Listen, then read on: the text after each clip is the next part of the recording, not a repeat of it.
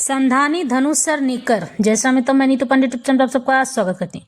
इस प्रसंग का वर्णन लंका कांड में मिलता है। इस प्रसंग में लक्ष्मण जी रावण से युद्ध करने के लिए जाते हैं और रावण कहता है, संधानी धनुषर निकर छाड़े सी, उरग जिमी उड़ी लागही, रहे पुरी सर धरनी गगन, दिसी विदिसी कह कपि भागही, भयो अति कोलाहल बिकल, कपि दल भालु बोलहि आतुरे, रघुबीर करुणा सिंधु आरत, बंधु जन रक्षक हरे, निज दल बिकल देखी कटी, कसी निसंग धनु हाथ, लक्ष्मण चले क्रुद्ध होई, नाई राम पद मात, रे खलका मारसी कपि भालू, मोहि बिलो की तोर मैं कालू, खोजत रहे तो ही रसुत घाती, आज निपाती जुड़ावो छाती, आस कही छाड़े सी बान प्रचंडा, लक्ष्मण किए सकल सतखंडा, कोट न आयुध रावण डारे, तिल प्रवान करी काटि निवारे, पुनि निज बानन किन्न प्रहारा, से अंदनु भंजी सारथी मारा, संत सत सर मारे 10 भाला, गिरी श्रृंगन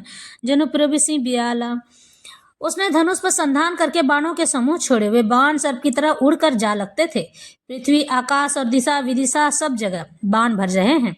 वानर भागे तो कहाँ, अत्यंत कोलाहल मच गया। वानर भालुओं की सेना व्याकुल होकर अर्थ पुकार करने लगी, हे रघुवीर, हे करुणा सागर, हे पीड़ितों के बंधु, हे सेवकों की रक्षा करके उनके दुख हरने वाले श्री हरि।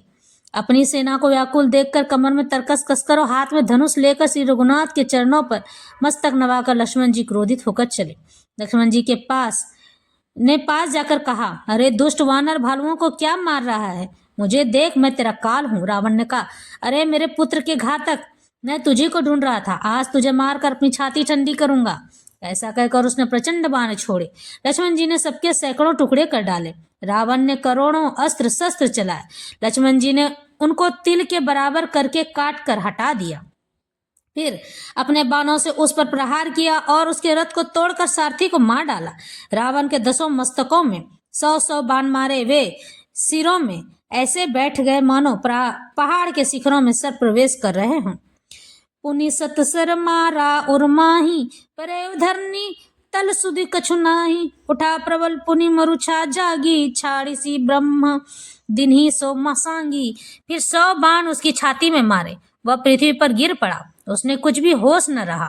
फिर मूर्छा छूटने पर प्रबल रावण उठा और उसने वह शक्ति चलाई जो ब्रह्मा जी ने उसे दी थी। इस तरह से रावण और लक्ष्मण जी के बीच में युद्ध होने लगा। लक्ष्मण जी भी बराबरी से उनसे लड़ते जा रहे थे, लेकिन रावण को कुछ नहीं हो रहा था और रावण जोर जोर से अट्टहास करके हंसने लगता था।